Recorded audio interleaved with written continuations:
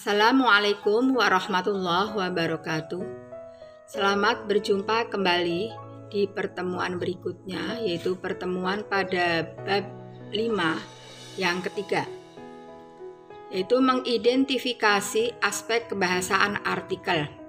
Namun sebelum Anda mengikuti pelajaran bahasa Indonesia di kelas 12, Anda jangan lupa tetap mengisi daftar hadir dahulu.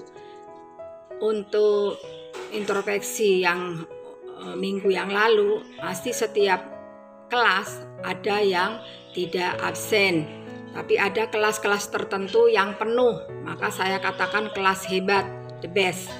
Namun ada kelas yang tidak bertanggung jawab, artinya ketua kelas harus juga menginformasikan bila ada nomor yang masih kosong, tolong dikejar di mana dia mengikuti atau tidak. Karena saya tidak tahu mengikuti pelajaran atau tidak itu berisiko pada diri sendiri. Untuk menjadi pintar ya tetap bertanggung jawab. Anda perhatikan bahwa di sini membahas tentang identifikasi aspek kebahasaan artikel, yaitu unsur kebahasaan yang harus dicermati dalam penulisan teks artikel. Antara lain ada kosakata, keterangan atau adverbia, kata hubung atau konjungsi. Mari kita jelaskan bahwa ada kosakata, perbendaharaan kata-kata. Supaya teks artikel mampu meyakinkan pembaca, diperlukan kosakata yang luas dan menarik. Biasanya konten teks yang menarik tersebut mencakup hal-hal berikut. Antara lain, kosakata itu hendaknya aktual. Artinya apa? Masih baru, masih hangat yang dibicarakan. Itu sedang menjadi pembicaraan banyak orang atau baru saja terjadi. Seperti halnya sekarang sampai 1 tahun, hampir 1 tahun kita berbicara tentang COVID-19 atau adanya corona, itu apa dan seterusnya berupa virus dan lain sebagainya. Maka di situ sering bicara orang awam juga bicaranya corona dan lain sebagainya. Itu kosakata termasuk yang masih aktual. Dan cari yang lainnya. Kemudian yang kedua, fenomenal, yaitu luar biasa, hebat, dapat dirasakan oleh panca indera. Bahasa yang fenomenal itu kita akan bisa menilai seperti apa, sejauh apa bahwa bahasa itu bisa dirasakan oleh panca indera. Seperti halnya kata tersentuh hatinya. Sepertinya kita secara realita tidak bisa menyentuh hati seseorang, tidak bisa menyentuh hati makhluk yang lainnya. Namun kata itu merasa luar biasa kalau dirasakan itu sudah terlalu dalam. Kemudian misalnya menangis pilu. Kata menangis pilu padahal sudah menangis saja diartikan menangis, tapi kata pilu sudah menyentuh panca indera kita. Seperti apa rasa pilu itu? Kemudian yang ketiga, adanya imajinasi, yaitu daya pikir untuk membayangkan dalam angan-angan. Dalam suatu artikel, seorang penulis pun perlu adanya imajinasi. Contoh di sini misalnya kita berangan-angan negara kita, contoh saja. Seperti kalau ingin meniru luar negeri, kemungkinan kita berangan-angan akan lebih tinggi atau paling tidak setara. Contohnya misalnya di sana di luar negeri itu ada kereta api yang ada di dalam laut. Kita juga ingin berangan-angan ke sana. Bisakah nanti bangsa Indonesia akan menuju ke sana? Misalnya jalan tol menyeberang seperti halnya Suramadu antar pulau, itu juga sudah bayangan. Kalau zaman dulu mungkin belum ada, sekarang sudah mulai ada. Maka angan-angan orang dulu sudah mulai realisir untuk sekarang. Kemudian di situ menggunakan modalitas. Apa itu modalitas? Hal ini merupakan cara panca indera menyatakan sikap terhadap suatu imajinasi dalam komunikasi antar pribadi. Modalitas yang dipakai seperti kata barangkali atau harus dan sebagainya.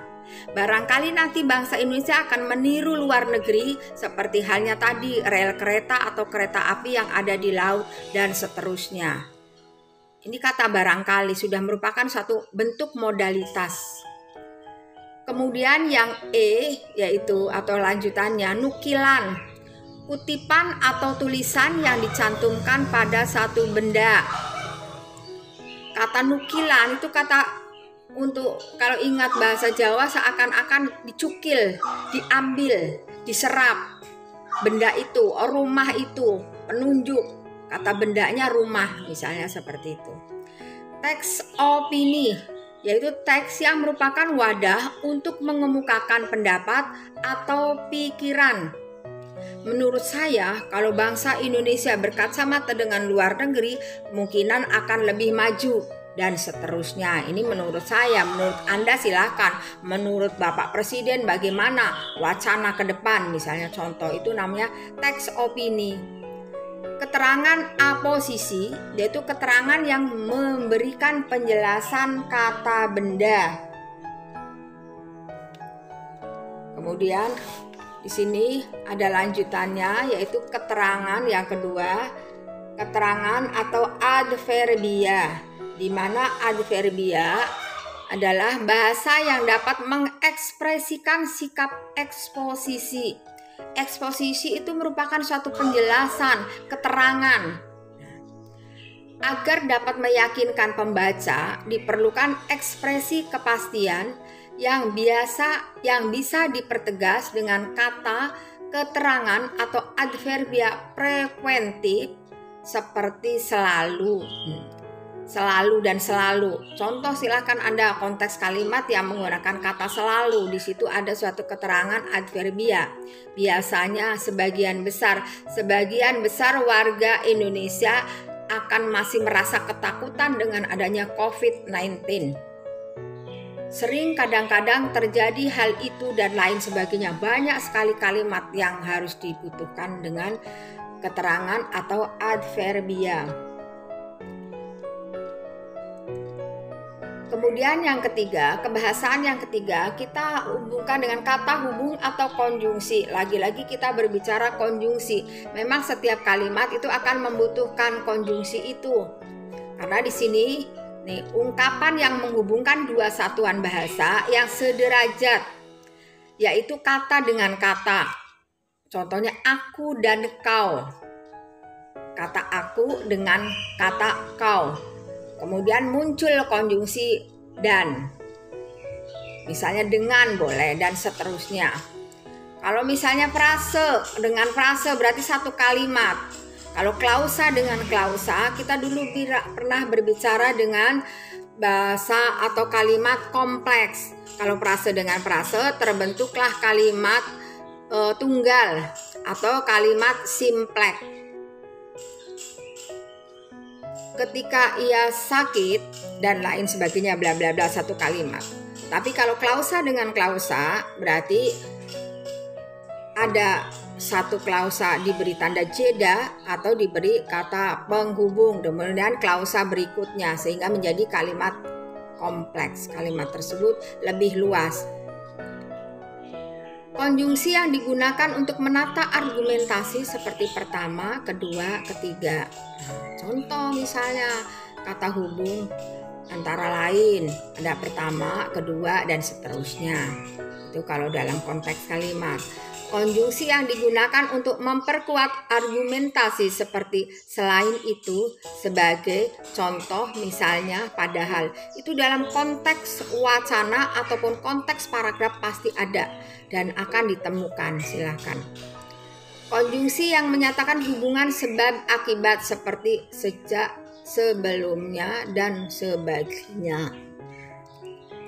Konjungsi yang menyatakan harapan seperti supaya, agar, dan sebagainya. Kata agar mencapai atau juga tujuan. Kalau tadi ada sejak, sebelumnya, sebetulnya konjungsi yang menyatakan waktu. Kalau yang menyatakan sebab akibat yaitu oleh sebab itu. Akibatnya bla bla bla bla dan seterusnya. Itu yang benar begitu.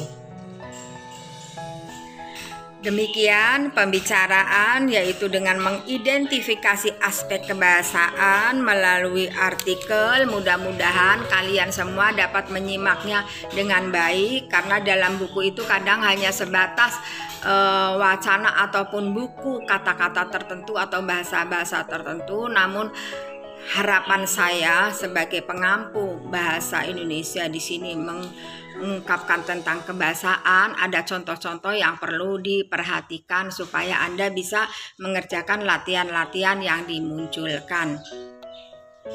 Pesan saya sebagai penutup PJJ tersebut bahwa tetap Anda memperhatikan protokes, yaitu protokol dengan kesehatan, antara lain dengan cara 3M ya, itu mencuci tangan dengan sabun, kemudian menjaga jarak, dan jangan lupa Anda tetap menggunakan masker bila keluar.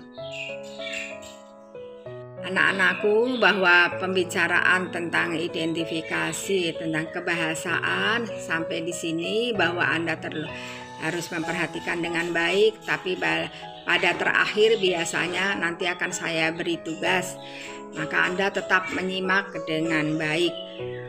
Demikian, saya mohon maaf. Wabillahi taufik wal hidayah. Wassalamualaikum warahmatullahi wabarakatuh.